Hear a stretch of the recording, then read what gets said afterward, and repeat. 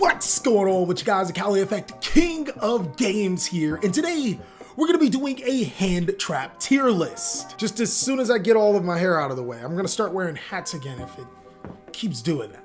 As you guys should know, hand traps are some of the most important cards in Yu-Gi-Oh! Basically, what is defined as a hand trap is a monster spell or trap that can be activated from your hand to disrupt the opponent during your opponent's turn or during your turn as well. Now, our current pool of hand traps only consists of monsters and trap cards, but one day, just one day, we might get a hand trap spell card. Because Konami already ignores all of the other rules, monsters can be spells and traps, spells can be traps, and traps can be monsters. This is confusing. So of course, if you want to see more tier lists, then be sure to destroy. Wait, did I didn't break it, did I?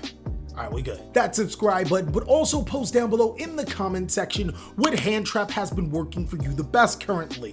So without further ado, let's jump on in so we can talk about these hand traps. I have 5 different categories and I'll be able to explain them as listed. Better Be Caught With It is self-explanatory for everyone with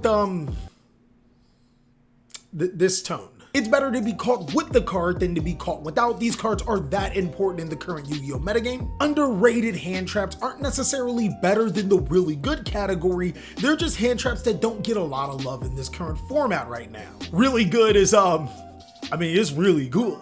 And situational hand traps aren't necessarily bad hand traps, but you might want to reconsider on these particular hand traps before the others. And then of course we have that, oh no, what is you doing, baby category. If you are playing these hand traps, or if you see someone playing these hand traps, you just might have a free W. So without further ado, let's go ahead and jump on in. We're starting off with Ally of Justice Cycle Reader. This card is, I think it's a really good hand trap. Now, the only thing that's keeping Ally of Justice Cycle Reader from being a Better Be Caught With It type hand trap is that not every single Yu-Gi-Oh! Deck deals with Drytron the same. Some strategies don't really care about Drytron's ending sequence. Some strategies really do.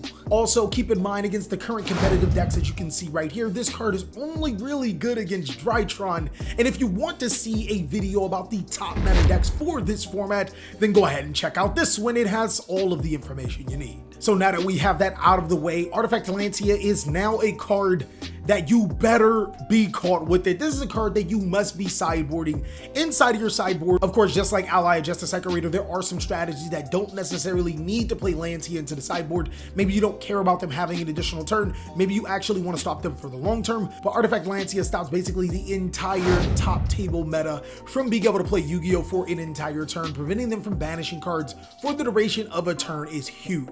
Ash Blossom and Joyous Spring is also another card that you better be caught with it. You got to keep that thing on you, whether it is feet or forehead, whichever one you prefer.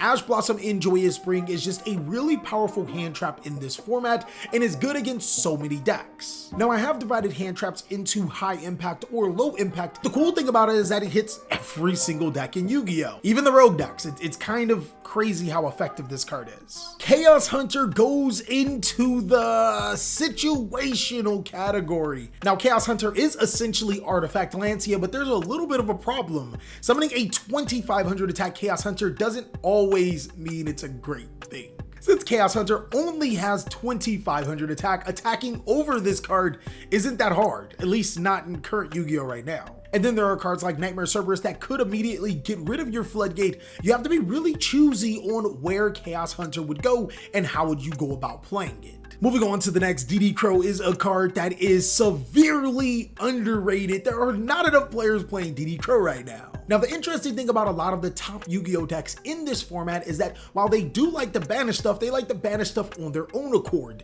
DD Crow hits Outlet, Shadows, Drytron, Virtual World. It hits everything. DD Crow is just a stupid good hand trap, being able to banish any card in the graveyard at any given time that you want. It's extremely versatile. Next is Dimensional Shifter. I feel that this card should be in the underrated category as well. Now, D-Shifter just kind of proved its potency inside of this format with Sub-Terrors being a rogue deck to win an entire event. If you guys want to see more rogue decks, go ahead and check out this video because it's a really fun video and tells you about more rogue decks that can top. Dimensional Shifter can be added in a couple of those strategies because they don't necessarily need the graveyard, whereas every single top deck in contention right now needs the graveyard and will immediately either pass their turn or not set up an optimal board due to Dimensional Shifter. Drone Lockbird is another card that has to go into the... I think it is a pretty good card. It's a really good card. It's just not one of those cards that is either underrated or better be caught with it. Drone Lockbird isn't really surprising anyone at this point in time. It's really good against Dragon Link. It's also really good against Drytron. It just doesn't have matches that are applicable against every single meta deck to justify being a main board or being a card that you better be caught with it. Now, Effect Veiler is our first... Oh no, what is you doing, baby? Seriously, Effect Veiler is just not good right now.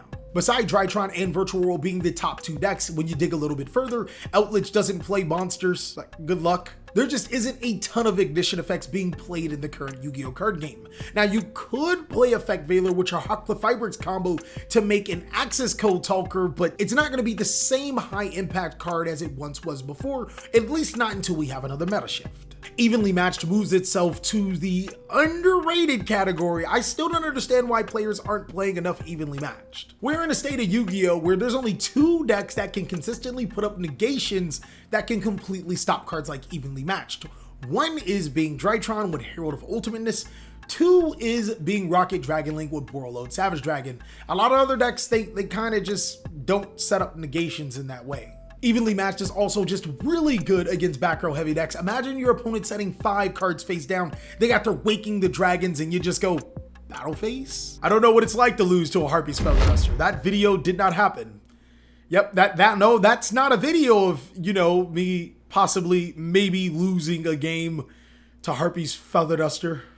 That's not one of them. Nope. Unfortunately, we're gonna have to go back to back where Fantastical Dragon Phantasmate is just another hand trap that is, oh no, what are you doing, baby? Unlike Effect Veiler, which could have applications in making a Hakla Fibrix combo or even just being able to negate a monster on the side of the field, you're gonna find yourself in a really bad situation when you go against some top decks that don't play Link monsters anymore. I would love to put Dogwood into Situational. I mean, it has a dog on its picture. How can you hate the card? But unfortunately, Spook Dogwood just is not a great card. I mean, it could win you a game 3 if you're going second and you're about to go to time and you side it in and you draw and your opponent goes first and they start special summoning instead of passing their turn, but Ghost Belt in Haunted Mansion is damn near a better be caught with it type Yu-Gi-Oh card, but I'm just gonna put it in a really good category, mainly because it does hit every single meta deck right now, and it also hits some bonus cards that people may not be aware of.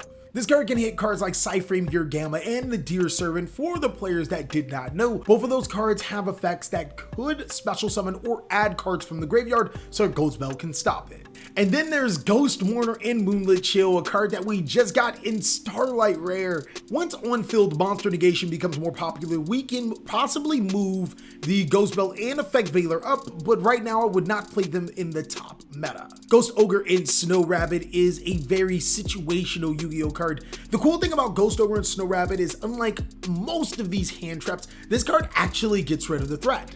Also, what's different between Ghost Ogre and Snow Rabbit and most of these hand traps is that it doesn't stop the effect. Sometimes in Yu-Gi-Oh, you actually want to stop the card from activating and resolving. Ghost Ogre doesn't always give you that opportunity to do so. No Material is also another hand trap that I feel is really situational. This card could win you games, but its requirement of having no cards on your field in order to activate it just is not desirable for most decks. Same thing with Herald of Greenlight. I used to play this card in my Drytron deck list, and then realizing that spell cards aren't as important as trap cards or monster effects right now, Herald of Greenlight just goes into that situational category. Could be really good against certain strategies that need that really clutch spell card, but right now I'm going to put it in situational. If you are playing a deck that can play Herald of Orange Light, this is a card that you just need to play. Unfortunately for us, there's only one deck that can play this card masterfully, and that is Drytron, but Madolche can actually play this card too. I'm not saying that it is a must play inside of Madolche builds,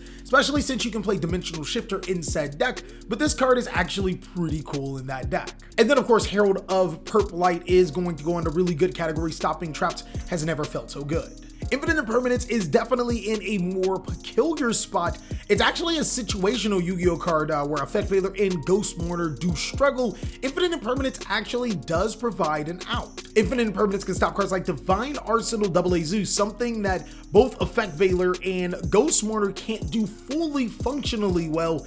Infinite Impermanence, you can just start on your turn, imperm the Zeus, and continue to play on. It also just so happens to be able to negate cards in the exact same column as the activation. Sometimes you might use it on an opponent's monster, not necessarily to stop the monster, but to stop cards like Chuchi or Qinglong on your opponent's side of the field. I mean, it's not a terrible Yu-Gi-Oh card, but it definitely is situational. I genuinely feel like I put Miscellaneous Saris in here just to mess with me, because obviously it can only be played in one deck, and in that one deck, you better be caught with it. Like, this card is a godsend. Now, keep in mind, Miscellaneous Saris cannot prevent cards like Fiendish Chain or Phantom Knight's Fog Blade from negating your card effects, as it only protects your monsters from activated effects, and continuous cards are always constantly applying. Nibiru is a card that's actually pretty good in this current format. Now, don't get me wrong, the Rock is definitely not ending anyone's turn like it used to. You're gonna need Nibiru plus an additional hand trap sometimes to be able to stop your opponent, but it's definitely a lot better than what it used to be, whereas when we played in the control format, they were just playing trap cards. They were just playing trap cards. They were just playing trap cards. There was nothing you could do. It was Nibiru a trap card. That's what you tried to do. Cyframe Gear Gamma is also another one of those really good cards. Knocked out of that, better be caught with it. It feels like Herald of Orange Light, but unfortunately you have to control no monsters. And then of course, Saravis being in the "oh no, what are you doing, baby?" with cards like Infinite Impermanence and Effect Veiler on the situational and what are you doing category, as well as targeting not being the thing with a lot of hand traps and just card effects overall. This card is a card that has moved into the Dweller with the other hand traps. Skullmeister is another card that is insane right now against the top meta decks. Skullmeister does address a lot of the decks in the top contention meta. It hits cards that activate in the graveyard, and I really do like how Skullmeister could be used in comparison to Ghost Bell and DD Crow. Well, that is all that we have for this hand trap tier list. I apologize that I didn't put a lot of funny in here, but I wanted to give you as much information as possible to prepare you for February 2021. And of course, if you did enjoy this video, go ahead and check out these other ones, as I'll catch you on the next one.